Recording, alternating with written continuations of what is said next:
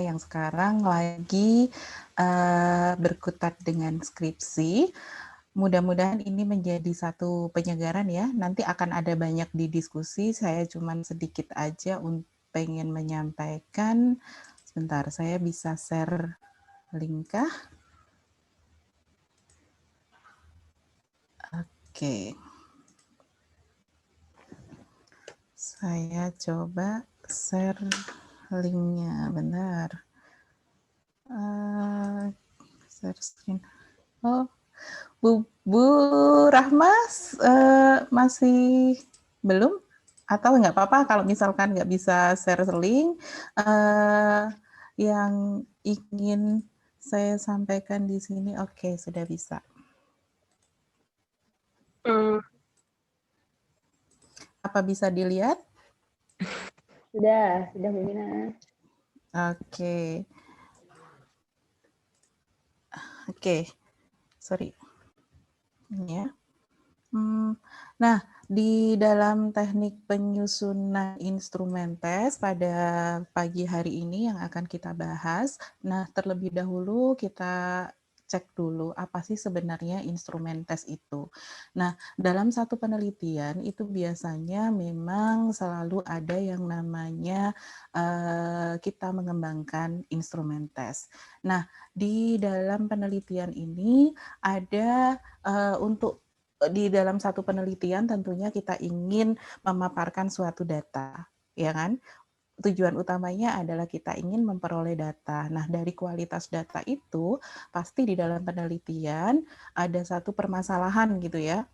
Diawali dari satu permasalahan, kemudian kita pengen menjawab dari permasalahan itu berdasarkan data-data.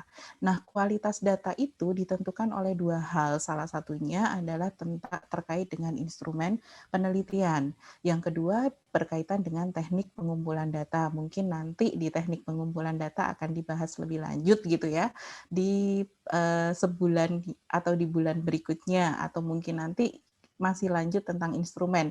Karena nggak mungkin instrumen itu kita bahas 1 jam meliputi semuanya sampai validitas dan reliabilitas gitu ya. Karena nanti ada tekniknya tersendiri untuk mengukur validitas dan reliabilitas. Nah, untuk memperoleh satu instrumen yang baik itu cirinya adalah dia valid dan reliable. Valid itu seperti apa? Valid itu artinya ketika instrumen ini digunakan dalam kondisi tertentu, maka kalau valid itu berarti artinya ketika instrumen digunakan dia sesuai dengan menggambarkan fakta yang sesungguhnya. Kemudian yang kedua adalah terkait dengan reliable. Kalau reliable artinya di situ ketika kita menggunakan instrumen ini berkali-kali, maka atau maupun kita ukur pada saat hari ini, kemarin, atau minggu depan, atau tahun depan, maka dia akan menghasilkan data yang sama sesuai dengan fakta yang ada di lapangan. Itu ya terkait dengan instrumen. Kemudian hal yang harus kita perhatikan ketika saudara membuat instrumen penelitian, di sini ada beberapa hal. Kalau yang tadi di awal saya katakan bahwa instrumen penelitian ini berkaitan dengan alat ukur. Nah, alat ukurnya di sini, kalau alat ukur ini nanti instrumen penelitian yang kita tahu dia bisa mengukur untuk fenomena alam maupun fenomena sosial. Karena kita bekerja di bidang pendidikan, maka fokus kita adalah untuk mengukur fenomena sosial. Nah, di dalam fenomena sosial ini sedikit berbeda dengan fenomena alam. Kalau fenomena alam, alat ukurnya itu kan biasanya dia baku, lebih banyak baku. Misalkan seperti apa? Kalau kita mau mengukur panjang, di situ ada meteran, gitu ya. Sudah ada alat ukurnya. Kemudian kalau kita mau mengukur panas, ada kalorimeter. Kalau kita mau mengukur suhu, di situ ada termometer. Nah, sekarang kalau untuk fenomena sosial, di situ alat ukurnya mungkin ada yang baku, ada juga yang tidak baku. Yang baku itu seperti apa? Yang baku misalnya ketika saudara masalah atau variabel penelitiannya terkait dengan gaya kognitif misalkan. Nah, di situ ada beberapa ahli nih yang mengembangkan instrumennya. dia sudah dari awalnya ada teorinya, pembentuknya, dia sudah menyatakan sudah membuat alat instrumennya. Tetapi perlu diperhatikan apakah setiap instrumen yang sudah dikembangkan untuk mengukur gaya kognitif itu dapat digunakan ketika misal gaya kognitif yang kita ukur adalah reflektif dan impulsif, misalkan seperti itu. Apakah sama? Apakah dapat kita gunakan ketika kita juga mengumpulkan data yang berkaitan dengan gaya kognitif, impulsif, dan reflektif itu. Nah, yang harus diperhatikan adalah karakteristiknya.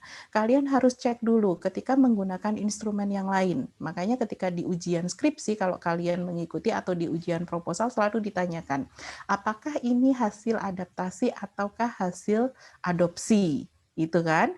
Nah, kalau hasil adaptasi berarti kita ada perubahan-perubahan dari yang baku. Karena apa? Karena kita sesuaikan lagi. Sesuaikan dengan apa? Kita sesuaikan dengan variabel penelitian kita. Kemudian kalau kita menggunakan dalam bentuk instrumen tersebut sebagai variabel sebagai instrumen hasil adopsi, berarti kita menggunakan seluruhnya. Artinya karakteristik dari peneliti selanjutnya ketika mengembangkan instrumen tersebut adalah sama dengan karakteristik penelitian kita. Nah, silahkan aja kalau itu mau digunakan dalam bentuk adopsinya. Gitu ya. Kemudian di sini yang harus diperhatikan lagi ketika kalian menyusun instrumen penelitian adalah perhatikan variabel-variabel penelitian. Nah, ini biasanya ketika berapa sih banyak instrumen penelitian yang harus kita kembangkan, kita cek dulu variabel penelitiannya. Paling tidak jumlah instrumen yang akan kita kembangkan itu nantinya adalah sama dengan jumlah variabel dari penelitian kita. Misalkan kita mau mengukur kemampuan berpikir kritis siswa gitu ya, berdasarkan tinjauan gaya kognitif, reflektif, dan impulsif. Berarti kan ada dua variabel di situ. Paling tidak kalian mengembangkan satu alat untuk mengukur kemampuan berpikir kritisnya, dan yang kedua adalah alat untuk mengukur kemampuan alat untuk mengukur gaya kognitifnya. Itu ya. Itu paling tidak yang harus disiapkan. Adapun nanti tambahannya silahkan aja yang bisa melengkapi mendukungnya. Oke. Itu sedikit tentang instrumen penelitian yang berkaitan dengan alat ukur. Nah, selanjutnya di sini, di sini ada beberapa hal di dalam jenis instrumen. Ini ada ketika kalian melakukan penelitian, di situ ada dua, karena ini saya fokusnya langsung berbicara tentang dunia pendidikan ya. Karena kita di dunia pendidikan, maka di sini ada instrumen utama dan juga ada instrumen penunjang. Nah, instrumen utama itu terdiri dari apa? Kalau kita di dunia pendidikan, di situ ada tes dan non-tes. Nah, tes itu digunakan untuk apa sih? Kalau tes itu adalah untuk mengukur ranah kognitifnya, lebih banyak di situ. Nah, ragamnya apa? Ada tes subjektif dan juga ada tes objektif. Masing-masing mempunyai kelebihan dan kekurangan. Misalkan pada tes subjektif atau dalam bentuk uraian, biasanya yang paling mudah dalam tes subjektif, kelebihannya adalah satu, kalian menggunakan tes subjektif ini jika kalian pengen jawaban yang sangat rinci gitu ya. Pengen jawaban yang rinci, kemudian kalian mengukur kemampuannya itu secara menyeluruh gitu ya. Tapi ada kelemahannya ketika kalian menggunakan tes bersifat tes subjektif ini, proses berpikirnya tidak dapat diukur. Pada tes subjektif ini kelemahannya adalah materi yang kalian bisa ukur itu sifatnya hanya beberapa materi aja, tidak bisa menyeluruh. gitu ya, hanya sedikit karena butir soalnya nggak mungkin kalian mau memberikan misalkan memberikan butir soalnya itu sampai 10 soal untuk tes uraian. Itu kan juga menyita waktu dan juga tidak bisa mengukur secara keseluruhannya. Nah, ini juga harus diperhatikan ketika kalian mengembangkan ragam tesnya. Kemudian yang selanjutnya adalah ketika kalian mengembangkan tes objektif ini tidak hanya bentuknya pilihan ganda, tapi benar dan salah adalah juga bagian dari tes objektif. Kemudian di situ ada menjodohkan, itu bagian dari objektif. Nah, ada beberapa kelebihannya ketika kalian menggunakan tes objektif ini. Yang pertama adalah hasil pemeriksaannya bisa dilakukan secara cepat. Kalian bisa langsung dapat hasil akhirnya secara cepat dan siapapun juga bisa menilai, memberikan penilaian atas jawaban yang diberikan oleh siswa. Kekurangannya ketika kalian menggunakan tes objektif ini yang tidak bisa dilihat adalah hasil proses berpikir siswanya. Nah, dari masing-masing kelebihan dan kekurangan ini, silahkan nanti kalian pertimbangkan ketika kalian memilih jenis instrumen yang mau dikembangkan. Cek dulu, kembalikan lagi ke dalam masalah penelitian kalian, kembalikan lagi pada tujuan penelitian kalian. Nah, kemudian jenis instrumen lain yang utama yang biasanya kita gunakan dalam penelitian adalah ada penelitian non-tes. Nah, instrumen non-tes. Nah, instrumen non-tes ini digunakan untuk apa? Digunakan untuk mengukur aspek afektif dan juga psikomotorik, gitu ya. Nah, aspek afektif dan juga psikomotorik tentu kalian sudah sudah familiar dengan aspek-aspek ini. Nah, di dalam aspek psikomotorik dan juga di dalam aspek motoriknya, afektifnya ini, tentu ketika kita berkaitan dengan variabel-variabel seperti mengukur sikapnya, sikap siswa, kemudian mengukur motivasi belajar siswa. Nah, di situ juga digunakan ragam non-tesnya bisa kalian pakai pedoman wawancara, bisa pakai lembar observasi, bisa juga pakai jurnal harian. Oleh karena itu, nanti cek lagi dari hasil penelitian kalian, dari variabel penelitian kalian, kira-kira yang mau digunakan, yang cocok untuk instrumen yang dikembangkan ini mau pakai yang mana? Mau pakai yang tes atau mau pakai non-tes? Ataukah pakai kolaborasi dari kedua-duanya, pakai tes dan non-tes? Kemudian ada lagi, ini yang biasanya banyak ditanyakan, sebenarnya LKS, materi ajar, RPP itu masuk instrumen nggak? Dia juga masuk instrumen, tapi di sini instrumennya adalah sebagai instrumen penunjang. Kalau kalian menggunakan silabus atau RPP ya, kemudian atau juga materi ajarnya. Ini ya, berkaitan dengan instrumen penelitian.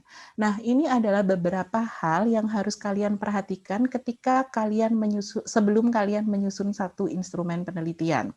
Yang pertama adalah cek dulu masalah penelitian dari awal, sudah saya informasikan ketika kita menyusun satu instrumen yang harus kita perhatikan pertama kali adalah masalah penelitian kita apa. Data yang mau diungkap itu apa, gitu ya. Jangan masalahnya berpikir kritis, instrumen yang kita kembangkan adalah berpikir kreatif. Itu kan nggak nyambung, Joko sembung gitu ya.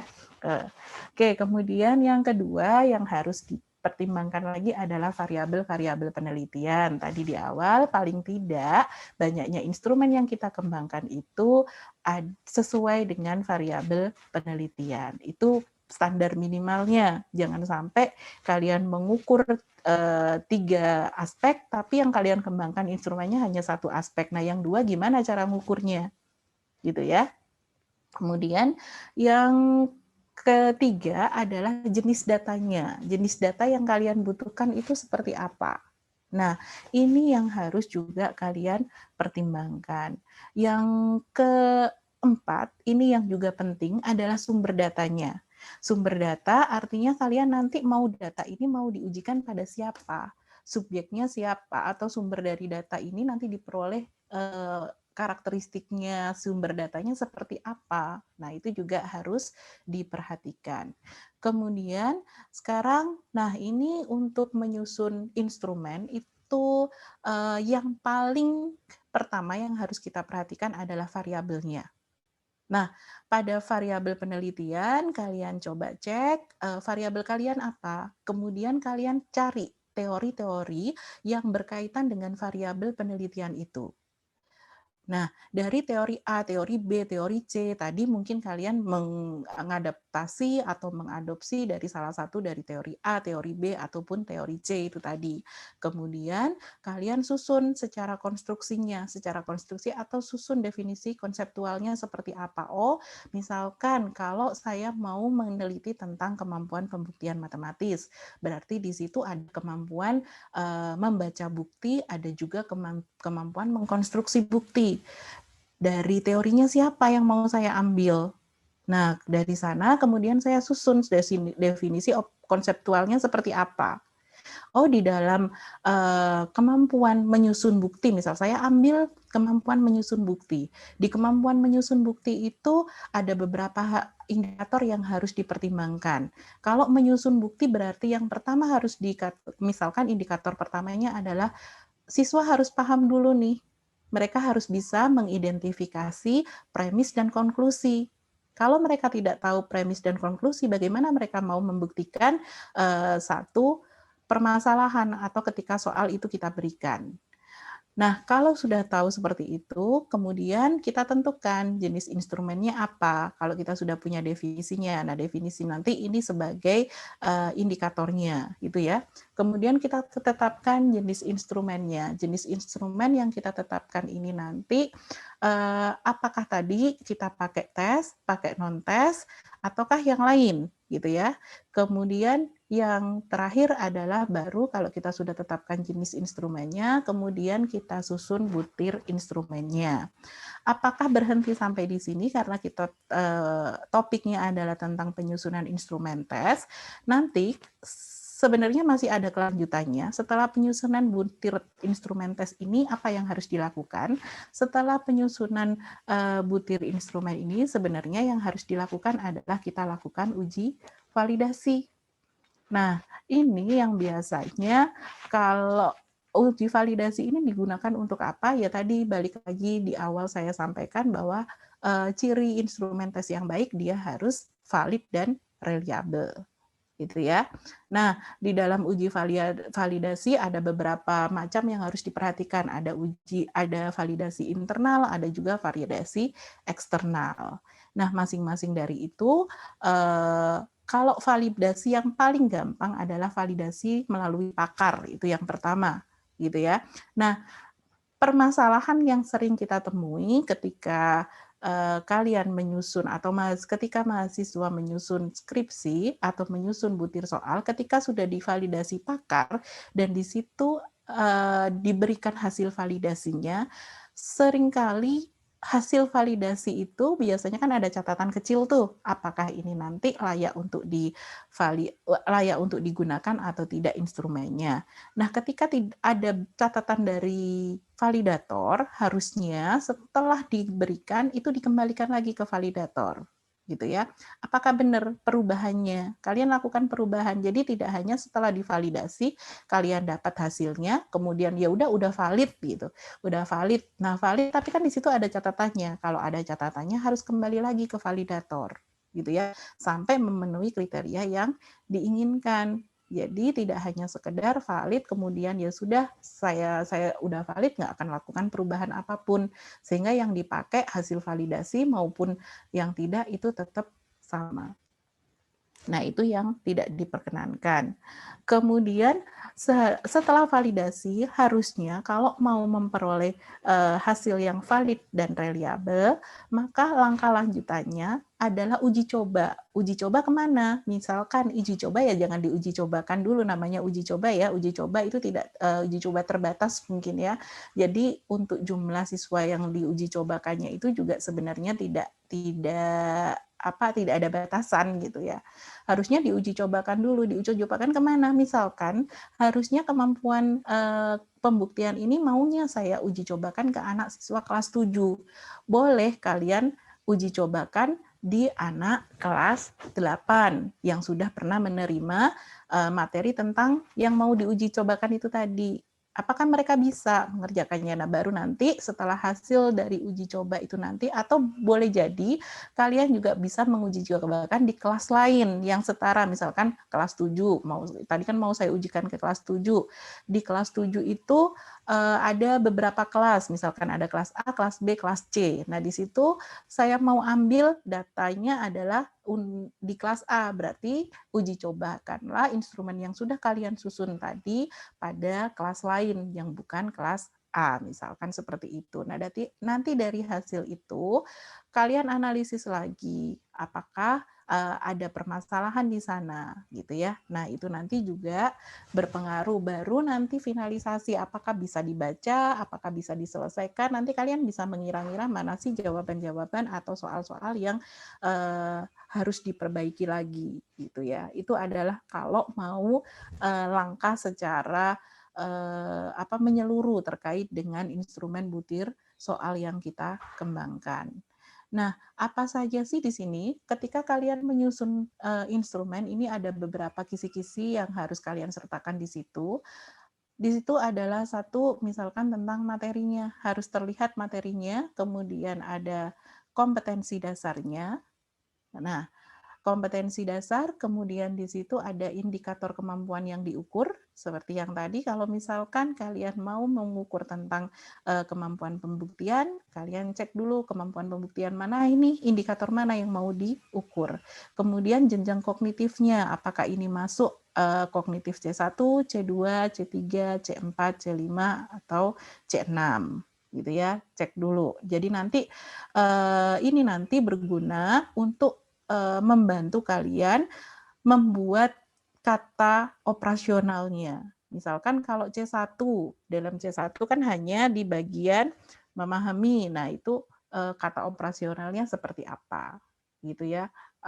Atau sampai dievaluasi. Nah, nanti dievaluasi kata operasionalnya seperti apa nanti dalam butir soalnya. Kemudian yang selanjutnya adalah tentukan indeks kesukarannya. Tentu ada soal yang sulit, soal mudah, soal yang susah. Nah, dari mana tahu itu? Nah, indeks kesukaran salah satunya juga bisa diperoleh dari hasil uji coba tadi. Nah, nanti kan terlihat setelah dianalisis, nanti ada ada skor-skor untuk indeks kesukarannya. Kemudian yang selanjutnya adalah kalian tentukan butir soalnya, jangan lupa buat kunci jawabannya, kemudian yang terakhir adalah jangan lupa skor atau bobot soalnya.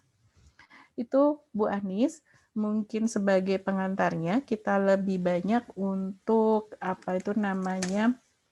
berdiskusi saja, karena kan ini kebanyakan yang ikut yang sedang skripsi ya. Sepertinya begitu, Bu Mina. Jadi nanti kita diskusikan di sini. Mungkin ada masalah-masalah terkait dengan bagaimana mereka menyusun skripsi. By script ada.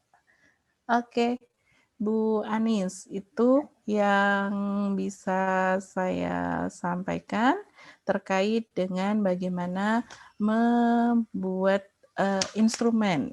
Nah, sebenarnya ada banyak sekali yang pengen disampaikan, tapi saya pengennya langsung dari yang hadir di sini, mungkin terkait dengan variabel penelitiannya, bagaimana membuat instrumennya. Monggo Bu Anis, saya kembalikan. Baik, terima kasih banyak Bu Mina atas penjelasannya. Jadi teman-teman peserta seminar bulanan Prodi Pendidikan Matematika hari ini, jadi instrumen penelitian ini sangat penting untuk Anda pahami dan Anda ketahui kenapa. Karena instrumen yang tadi sudah dijelaskan oleh Bu Mina, dia sebagai alat ukur ketika nanti Anda akan melakukan penelitian. Ini seperti apa? Jantungnya penelitian. Kalau misalkan Anda salah memilih alat, kan nggak lucu nanti. Anda bisa-bisa penelitian lagi, karena data yang Anda peroleh itu akan salah. Alatnya aja udah salah. Nah, seperti itu. Jadi jangan sampai ini, terutama bagi teman-teman yang sekarang sedang menyusun proposal atau yang akan melakukan penelitian, kiranya instrumen saya ini apakah sudah menjadi alat yang tepat untuk tujuan penelitian yang sudah saya rancang, apakah nanti data yang akan saya dapatkan sudah tepat dengan alat ini. Seperti Anda misalkan Bu Andis sering analogikan nih kepada anak bimbingan tuh, misalkan Anda mau ngupas mangga, alat untuk ngupas tuh banyak, macam-macam. Nah, ada pisau, garpu pun bisa untuk ngupas. Atau gigi kalian sendiri langsung ya juga sebetulnya bisa. Cuman yang mana yang lebih tepat? Seperti itu. Oke, kita ada waktu 27 menit dan mari kita manfaatkan sebaik-baiknya. Jadi di sini juga bisa jadi sesi curhat-curhatan juga bisa, tanya juga bisa. Saya persilahkan siapa yang ingin bertanya. Saya persilahkan dulu yang ingin langsung bertanya. Saya tampung 2 pertanyaan.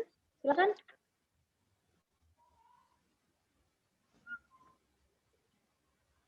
Belum ada? Oke, kalau belum ada, saya bacakan dulu. Ada pertanyaan yang di chat ya. Nah, apakah ketika penelitian mempraktikkan model pembelajaran, jadi penelitiannya tentang mempraktikkan model pembelajaran, itu perlu ada instrumen untuk observasi guru dan observasi siswa. Nah, untuk observer apakah ada standar ya, minimal berapa, dan siapa orangnya itu, apakah ada aturannya seperti itu, Bu Mina?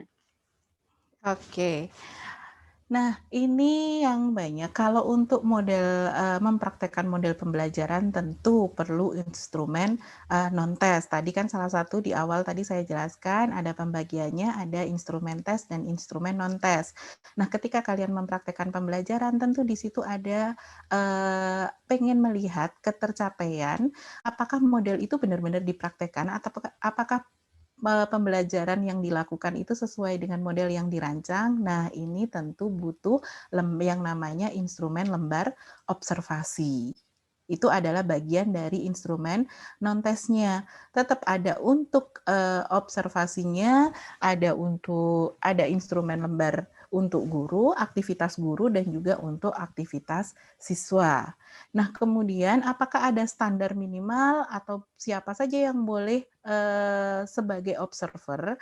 Nah, standar minimal yang paling umum adalah satu, sebelum ini dulu, jadi sebelum mereka sebagai observer, seharusnya peneliti, kalau misalkan peneliti bisa menjadi observer, kemudian yang kedua juga bisa bantuan teman sejawat atau orang lain gitu ya, yang berfungsi sebagai observer, tapi dengan syarat satu, peneliti sebelumnya, karena yang paham ada tentang penelitian atau data apa yang ingin dicapai adalah peneliti sebelumnya harus memberikan atau istilahnya apa ya, mentraining ya, kok nggak enak ya kata-katanya Bu Adis ya kalau mentraining itu atau apa ya kata yang enak, harusnya di briefing dulu, sorry bukan training, di briefing dulu, akhirnya menemukan kata yang hilangnya, harus di briefing dulu observernya, ini loh yang harus nanti diamati, mana sih yang jadi pokoknya gitu,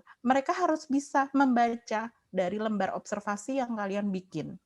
Jangan-jangan nanti ketika kalian ya udah paling juga udah ngerti, belum tentu apa yang kita tuliskan sesuai dengan yang kita maksud yang ditulisan itu sesuai dengan yang dipahami oleh si observer. Jadi sebelumnya ada standar minimalnya adalah satu, observernya harus paham apa yang mau diobservasi. Nah, bisa paham dari mana? Harus ada briefing dulu dari si peneliti, gitu ya. Tentunya lembar observasinya tadi itu harus sudah valid, harus dinyatakan valid paling tidak oleh pakar, oleh dosen pembimbing paling gampang. Validitas paling mudah adalah oleh pembimbing. Gitu ya. Kalau kalian bingung, Bu, saya nggak dapet nih yang mau dosen yang mau sebagai validator, paling mudah adalah dari pembimbing. Kalau pembimbing itu sudah menyatakan ini boleh silakan dilakukan. Kadang kan karena kesibukan dan sebagainya, akhirnya atau satu dosen itu sudah mendapatkan banyak sekali harus memvalidasi, akhirnya kan ditolak. Nah itu yang banyak saya itu juga kasihan. Tapi paling gampang adalah pembimbingnya. Kalau pembimbingnya, oke ini sudah sesuai dengan rancangan penelitianmu, toh yang paling tahu juga sebenarnya dari penelitian itu adalah pembimbing dan penelitinya, gitu ya. Jadi standar minimal yang harus yang harus dikuasai oleh observer adalah satu itu tadi, harus paham apa yang mau diteliti. Itu. Oke, itu Bu Anis. Nah,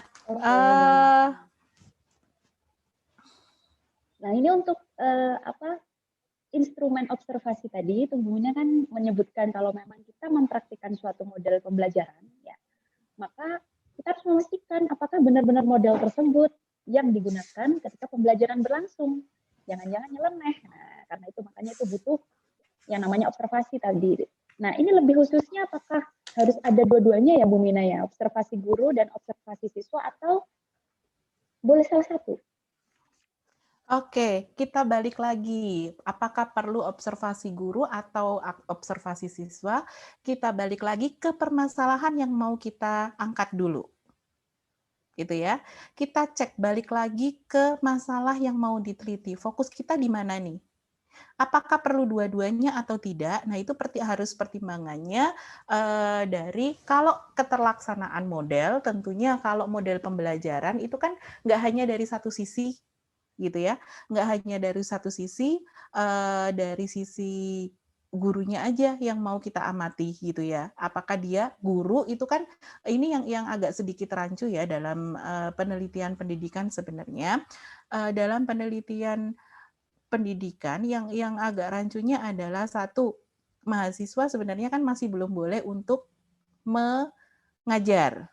Itu ya Bu Anis, ini sedikit mungkin yang menjadi menjadi bahan kita ketika melaksanakan penelitian atau mahasiswa melaksanakan pembelajaran adalah satu, mahasiswa S1 itu kan sebenarnya masih belum diperkenankan untuk mengajar. Tapi yang kedua, mereka kok bisa nggak punya izin untuk meneliti, tetapi mereka punya kewajiban atau bisa mengamati, mengoreksi hal-hal yang dilakukan oleh guru ketika pembelajaran.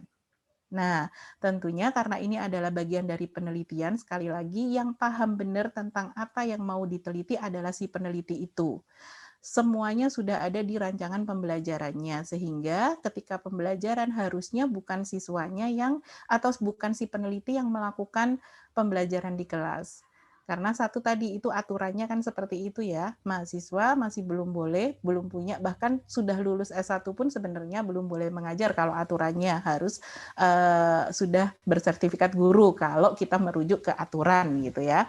Makanya itu ketika kalian nanti menerapkan satu metode tertentu, komunikasikan dengan gurunya. RPP-nya komunikasikan gurunya. Ini loh Bu, RPP yang saya buat gitu ya, komunikasikan di situ, nanti pembelajarannya seperti apa harus dirinci, ini seperti apa yang harus dimaui. Nah, di sana untuk melihat keterlaksanaan model pembelajarannya, berarti kan kita harus melihat dari aktivitas gurunya juga.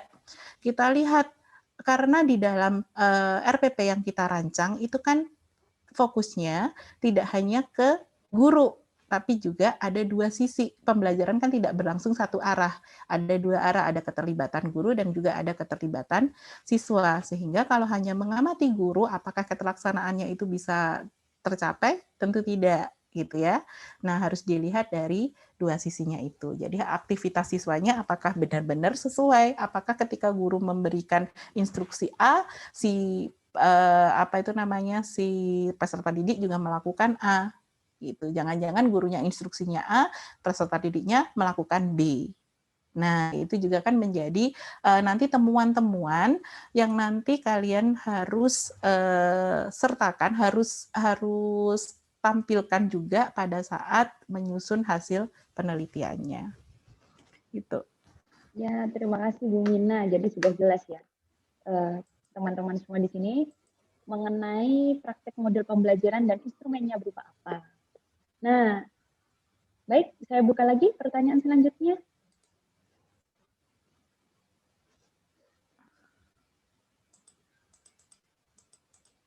Silahkan.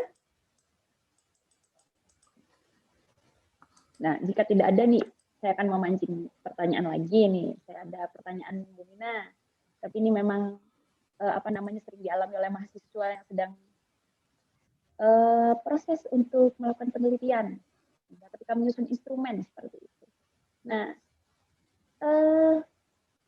seyogyanya kan kalau wawancara itu lebih kepada instrumen untuk melihat yang tadi non kognitif ya. Non-tes. Nah, non-tes. Oh, non-kognitif, ya. Bukan aspek kognitif yang dilihat. Nah, tetapi selama ini mahasiswa juga ada wawancara itu untuk yang melihat aspek kognitif. Nah, bagaimana itu Bu Mina? Oke. Oke, terima kasih Bu Anis. Wawancara disusun itu satu, kita balik lagi di awal saya kemukakan bahwa cek dulu, pasti balik ketika kita menyusun instrumen, kita cek dari variabel atau dari permasalahan yang mau kita selesaikan, gitu ya. Kalau misalkan tadi yang saya contohkan tadi, misalkan tentang kemampuan pembuktian matematis, misalkan seperti itu.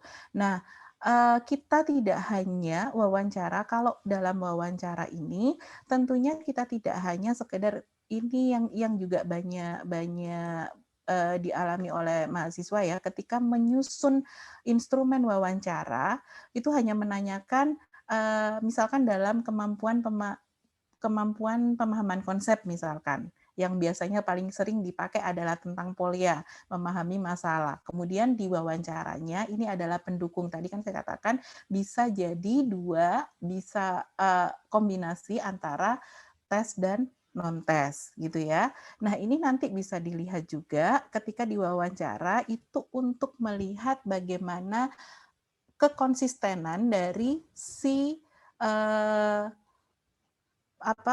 responden kita. Misalkan di tulisannya dia tentang pemahaman matematika. Di situ siswa memahami masalah dengan menuliskan diketahui, ditanya, dan masalahnya apa gitu ya. Jawabannya seperti apa gitu. Nah, kalau benar nggak sih dia itu memahami masalahnya? Jangan-jangan hanya sekedar ditulis diketahui ngelihat temennya. Nah, itu kan juga harus kalau di penelitian kualitatif harus di cross check juga secara wawancara. Itu. Nah, tapi jangan hanya pertanyaannya misalkan disusun seperti ini. Apa yang kamu ketahui dari soal? Oh, yang saya ketahui adalah ini jumlah apelnya 3 kilo itu harganya 3.000. Apelnya jumlah untuk jeruk 2 kilo harganya 4.000 misalkan seperti itu. Hanya seperti itu aja. Nah, itu perlu dicek lebih lanjut atau misalkan ketika dia menuliskan jawabannya, kenapa hanya menulis volume sama dengan panjang kali lebar kali tinggi. Nah, yang ditulis padahal panjangnya bukan 7, kok di situ ditulis 7. Ini kenapa tadi seperti ini? Nah, itu harus juga dicek lagi. Atau misalkan ketika kita pakai pemahaman konsep, indikatornya adalah menyatakan ulang konsep. Nah, menyatakan ulang konsep, kita harus tahu, oh yang ditulisan si siswa, misalkan apa sih yang kamu pahami dari apa sih kubus itu, misalkan kubus adalah segi 4 kotak, misalkan dia hanya menuliskan kotak gitu aja, kotak yang panjang sisinya sama, misalkan dia menuliskan di hasil tesnya seperti itu. Nah, harus dicek lagi, di cross check apakah pemahamannya hanya sampai di situ, apakah dia tidak tahu unsur-unsur pembentuk dari si kubus itu tadi.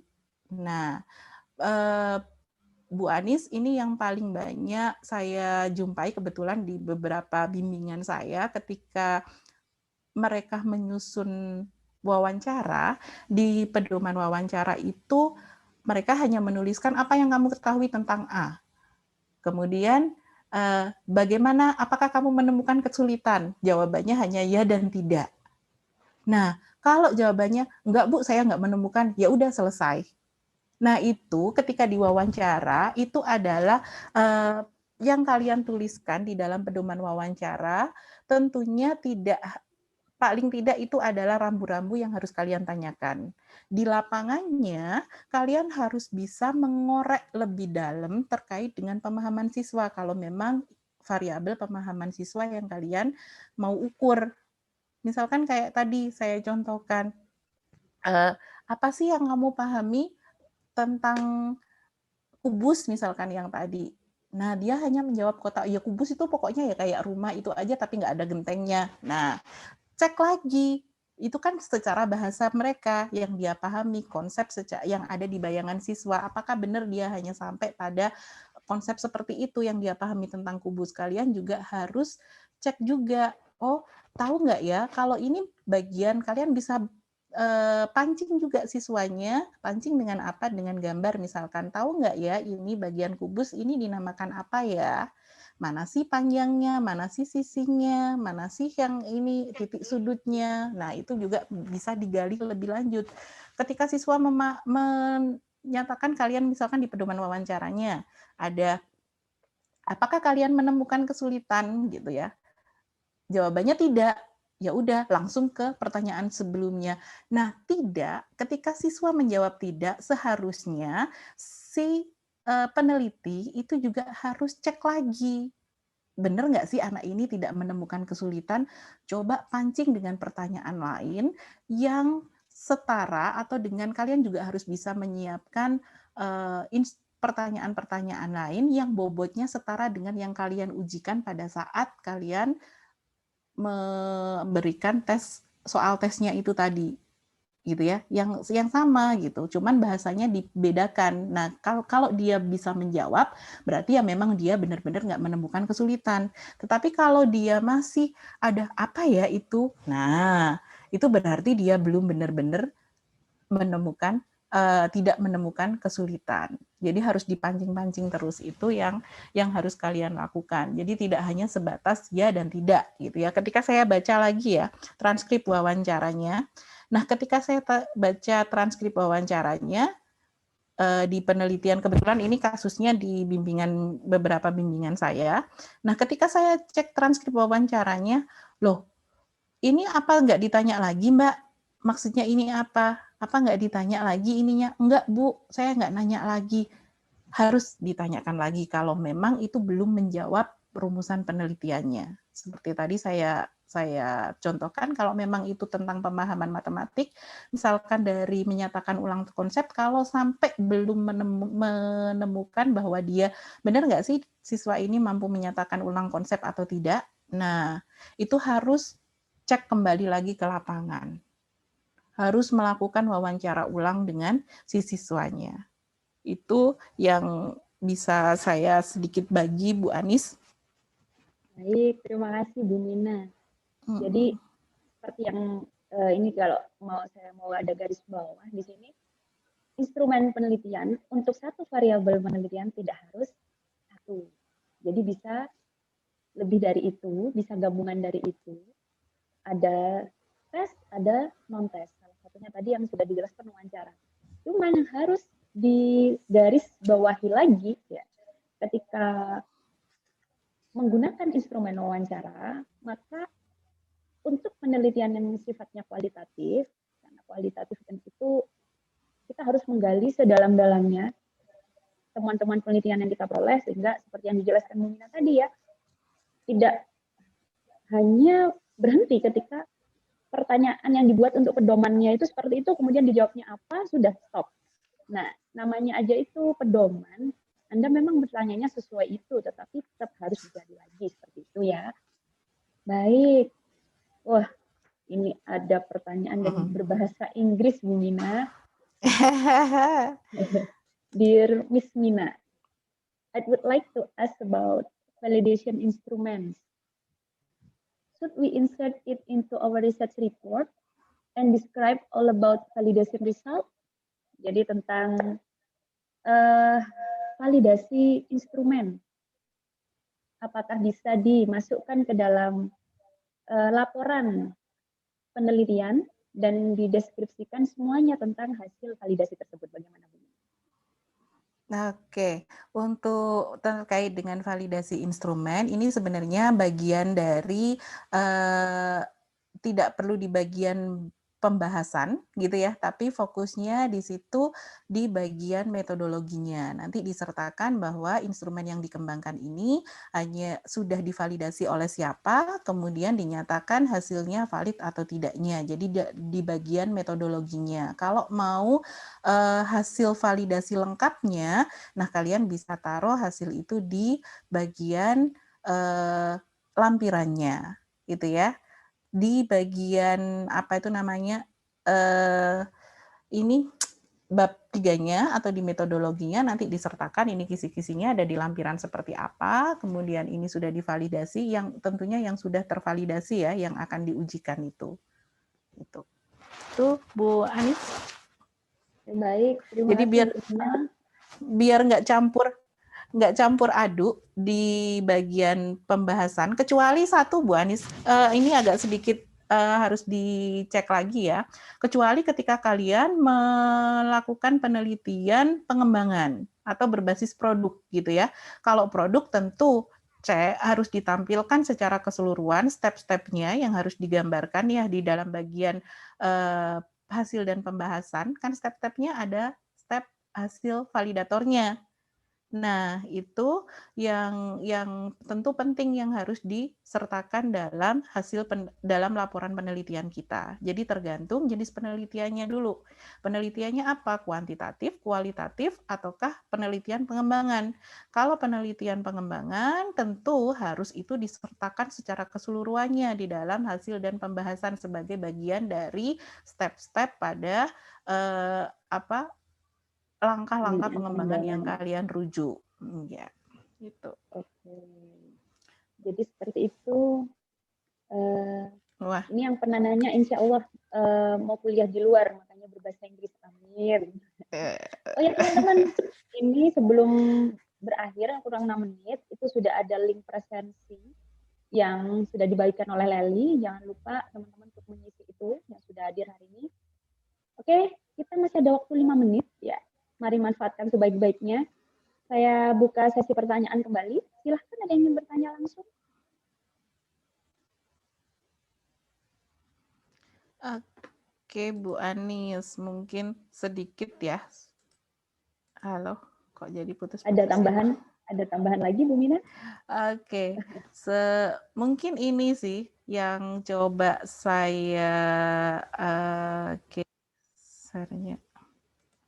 Nah, ini biar nggak meraba-raba seperti tadi, ketika kalian mengembangkan instrumen, ini adalah salah satu instrumen tes terkait dengan kemampuan pembuktian matematis gitu ya. Tadi di slide yang saya bagikan kita berangkat dulu dari variabelnya gitu ya. Nah, ini adalah kebetulan instrumen penyusunan instrumen tes kemampuan pembuktian matematis. Ini untuk mengukur mahasiswa, tadi kan ada dua, kalau dari teori ada kemampuan pembuktian itu ada mengkonstruksi dan ada membaca bukti. Kebetulan ini yang dipakai adalah terkait dengan mengkonstruksi bukti. Nah, mengkonstruksi bukti pada mata kuliah teori bilangan. Ini dijabarkan dalam 3 indikator. Sebisa mungkin ketika kita membuat di sini ada 3 indikator, satu indikator ada satu indikator itu satu butir soal sehingga nanti nggak ribet, kita bisa fokus, oh ini memang benar-benar terkait dengan kemampuan mengidentifikasi premis sama implikasinya. Nah, kemudian kemampuan membuat koneksi antara fakta-fakta yang diketahui dengan pernyataan unsur yang diketahui. Kemudian yang ketiga ini adalah kemampuan mengorganisasi dan memanipulasi fakta berdasarkan petunjuk, definisi, dan teorema. Kenapa masing-masing ini kan ada 3 indikator, maka jumlah butir soal yang dikembangkan di sini ada 3 butir soal juga. Ini untuk memudahkan kita ketika kita nanti menganalisis. Kalau kalian ada 3 indikator yang kalian kembangkan hanya satu butir soal, itu nanti akan bingung di dalam analisis datanya. Bingungnya kenapa? Ini nanti bagian yang mana ya? Nah, kalau di sini ini kan fokus. Ini tadi di kisi-kisi tadi, bagaimana kisi-kisi instrumen paling tidak ada materinya, kemudian ada indikator soalnya seperti apa. Nah, ini indikator KPM-nya. Kemudian di sini ada nomor butir soalnya, ada jumlah butir soalnya. Ini adalah yang paling sederhana ketika kalian membuat kisi-kisi terkait dengan instrumen tesnya. Sekali lagi, untuk memudahkan adalah tadi ketika kalian misalkan tadi kemampuan pemahaman konsep, di situ ada beberapa indikator menyatakan ulang konsep, mampu memberi contoh dan non contoh. Nah, di situ juga bisa kalian, kalau kalian pakai 2 indikator, kembangkanlah soal itu sebanyak 2. Ini kalau contoh yang tes kemampuan. Nah, sekarang coba saya share. Oh, ini harus di stop dulu ya.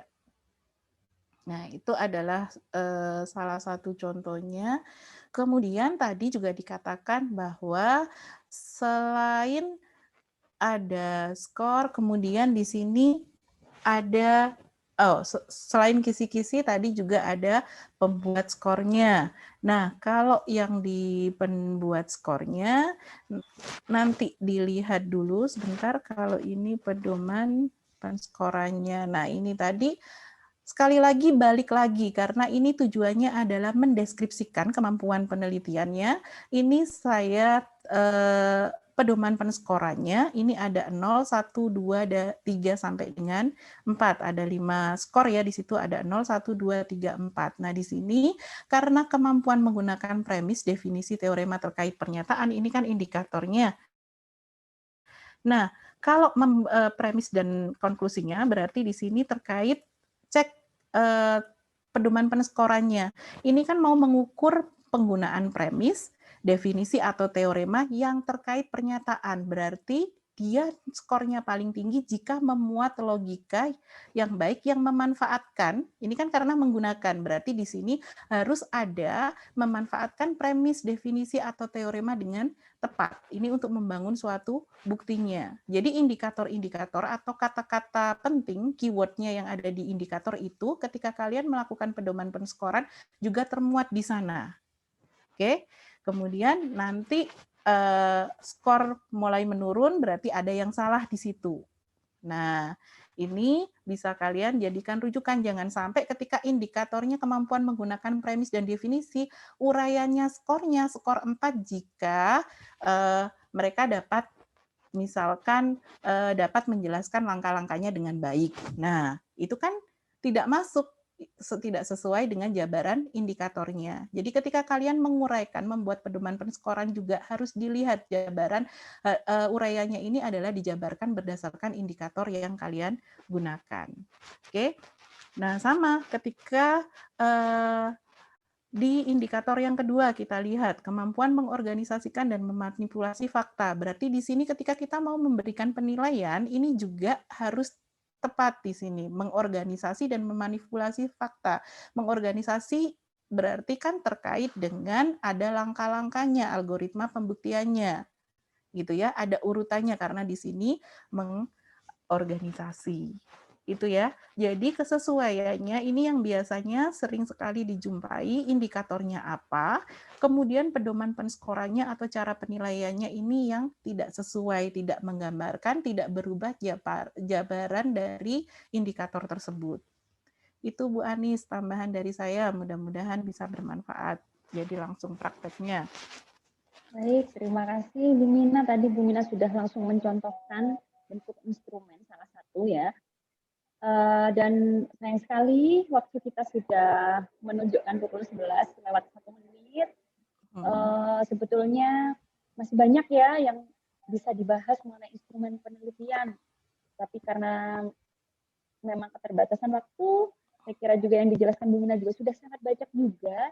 Tapi memang instrumen penelitian itu suatu bahasan yang luas. Maka betul tadi kata Bu Mina yang di awal kali kalau sejam itu tidak cukup.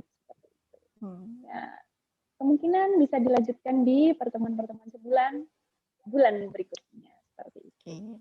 Baik, saya ucapkan terima kasih kembali. Sangat berterima kasih kepada Bu Mina atas semua ilmu yang sudah diberikan kepada kami semua di sini mengenai trik dalam menyusun instrumen penelitian. Oke, dari sini, dari saya sendiri, saya mengucapkan mohon maaf sebesar-besarnya jika ada kesalahan yang saya lakukan. Dan sebelum ditutup juga acara hari ini, mari kita baca hamdalah bersama-sama. Alhamdulillahirrahmanirrahim. Semoga ibadah puasa kita selama bulan Ramadan diberikan kelancaran, kesehatan, dan keberkahan. Amin.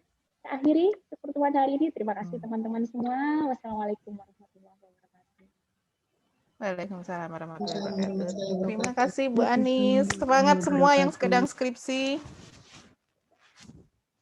Terima kasih Bu Rahma. Belum presentasi, dipersilakan. Ya, terima kasih Bu Moderator dan pemateri. Sama-sama Bu Rahma. Semangat. Saya kembalikan ke Ibu host, Bu Rahma. Hostnya Mbak Anis. Sudah pindah Bu Rahma lagi. Oh iya, Pak. Terima